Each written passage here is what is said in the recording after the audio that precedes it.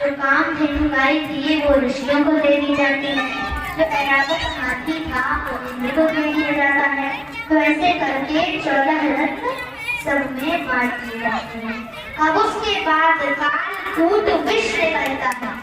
विष का और वो विष इतना विषैला था कि अगर उसकी एक बूंद भी धरती पे गिर जाती तो सारी धरती नष्ट हो जाती।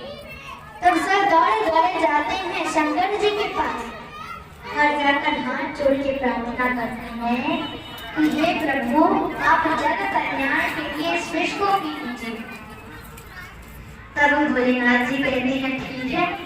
उतने में माता पार्वती पीछे से आती है। माता पार्वती कहती है कि प्रभु, अगर आपने इस विष को पी लिया और अगर आपकी मृत्यु हो गई तो भगवान शंकर कहते हैं कि अगर जग कल्याण के लिए मृत्यु भी हो जाए तो क्या।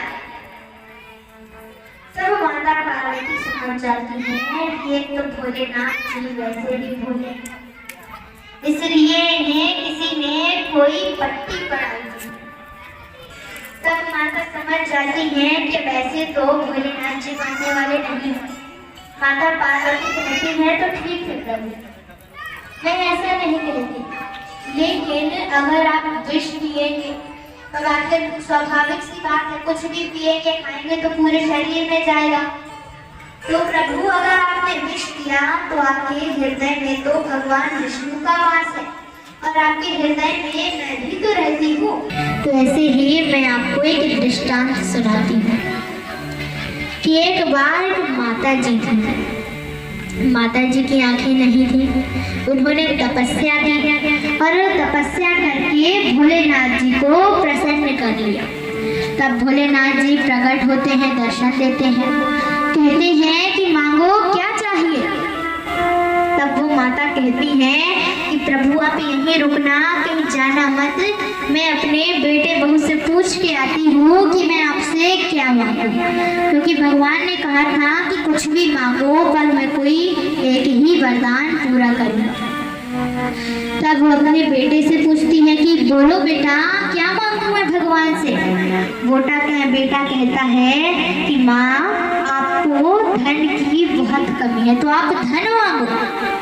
तब बहू कहती है कि नहीं माँ, आपको धन नहीं मांगना है, आपके पास पोता नहीं है तो आप पोता मांगो।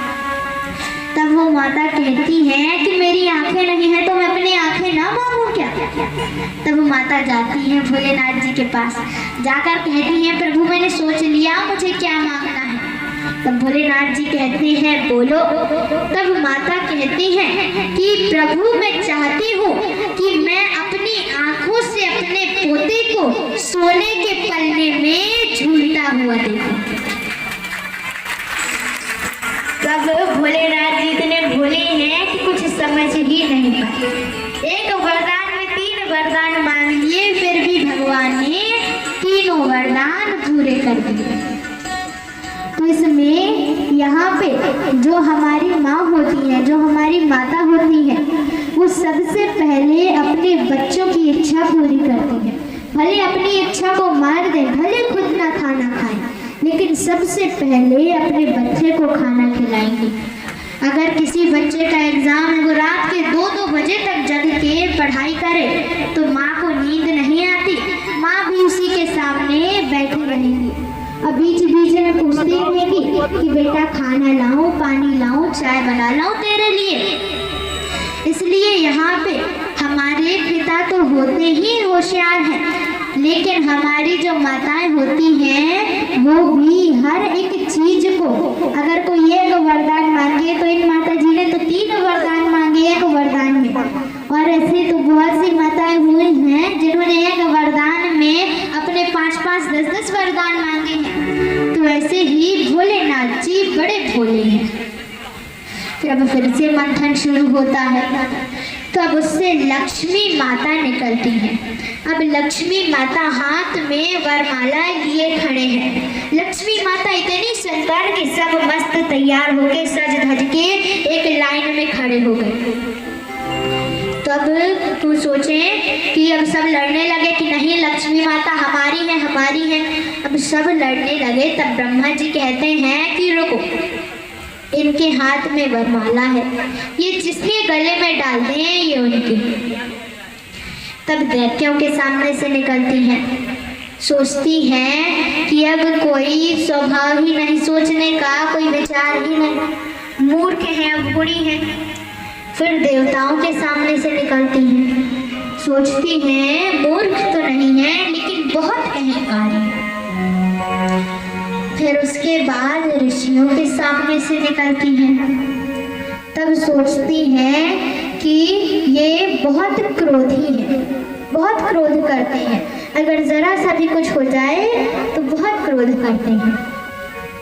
फिर भोलेनाथ जी आते हैं, तब कहती हैं ना ही अहंकारी है, ना ही अवगुणी है, ना ही क्रोधी है, पर बहुत भोले हैं कि अगर किसी ने इनको प्रसन्न कर लिया और अगर वरदान में मुझे ही मांग लिए थे तो मुझे ही वरदान में दे देंगे।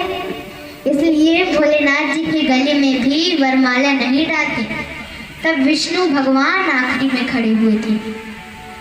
तब माता सोचती है ना ही अवगुणी है, ना ही अहंकारी है, ना ही क्रोधी है और ना ही बहुत भोले हैं, क्योंकि भगवान हमेशा सबसे पहले भक्त की परीक्षा लेते हैं, जिससे कि अगर हम भक्त को कुछ दे तो भक्त भक्ति करना भूल न जाए। इसीलिए भगवान लक्ष्मी माता ने भगवान के गले में वरमाला डाल दी। तो अब अच्छे से पूरे विधि विधान से विवाह होता है।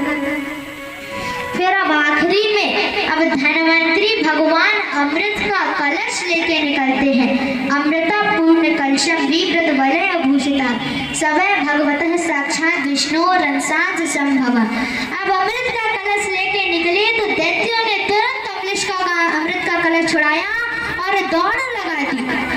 तो अब आखिर एक ही कलश तो है, उसी में सबको अमृत पीना है। तब दैत्यों ने दौड़ लगाई तो अब पीछे से सारे देवता भी दौड़ने लगे। तब उस छोटे सी अमृत के कलश में युद्ध होने लगा। तब भगवान विष्णु ने तो कहा था कि मैं अपनी युक्ति से तुमको ही अमृत पिलाऊंगा। तब भगवान मोहिनी का रूप धारण करते हैं। बोलिए मोहिनी अवतार की।